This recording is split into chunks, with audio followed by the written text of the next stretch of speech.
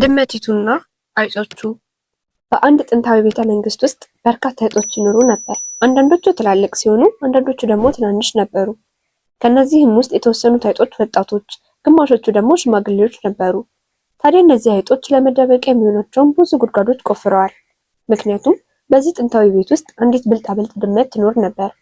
እንዳትይዛቸው ተሽሎክልኮ ለማምለጥ በማሰብ ነበር ጉድጓዶቹን አብዝተው የቆፈሩት። አይጦቹ ድመቲቱን ድሮም ቢሆን አይወዷትም ነበር። በተጨማሪም ደግሞ በጣም ይፈሯታል። ስለዚህ ድመቷ ድንገት ከተት ስትል ፈጥነው በመሸሽ ጉራቸው ውስጥ ጥልቅ ይሉና ያመልጧት ነበር። አንድ ቀን ድመቷ አይጦቹን በሙሉ ጠርታቸው በቃ ከእንግዲህ ጓደኛሞች እንሁን፣ ከዚህ በኋላ አልነካችሁም፣ ነገር ግን በቀን 2 ጊዜ በሰልፍ እየመጣችሁ ተራ በተራ ሰላምታ ትሰጡኛላችሁ፣ ሁልጊዜ ጠዋትና ማታ እሺ አለቻቸው። አይጦቹም በድመቷ ሀሳብ በጣም ተደስተው እሺ ምንም ችግር የለም፣ ሰላምታውን በየቀኑ እናቀርብልሻለን በማለት ተስማሙ። ከዚያም በደስታ መጨፈር ጀመሩ።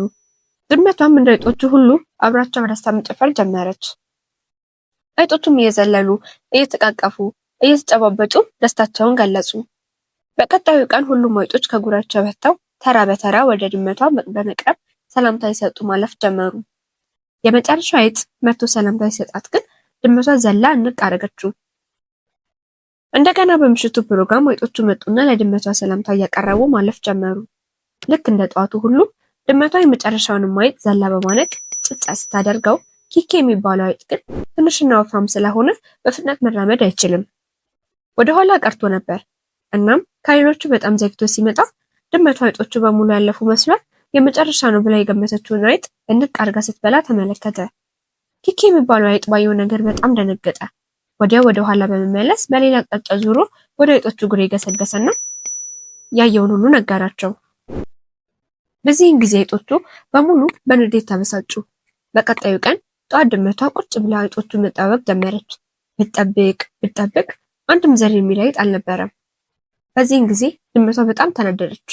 እናም አይጦቹ ልትጠራ ወደ ጉሬያቸው አቅራቢያ ሄደችና እናንተ አይጦች የት ናችሁ አለቻቸው። እዚህ ነን ወይዘሮ ውሮ፣ ከእንግዲህ ፈጽሞ ወደ አንቺ አንመጣም፣ አንቺ በጣም ጨካኝ ነሽ፣ ጓደኝነት አይገባሽም አሏት። ከዚህም በኋላ ድመቲቱ እንደተነቃባት አውቃ ያንን ጥንታዊ ቤት ጥላ ወደ ሌላ ቤት ሄደች። ወደዚህ ቤት ፈጽሞ ሳትመለስ ቀረች። አይጦቹ ግን ዛሬም ድረስ የተጠናቀቁ ኑሯቸውን ቀጥለዋል። ተረት ይመልሱ አፌን በዳቦ አብሱ።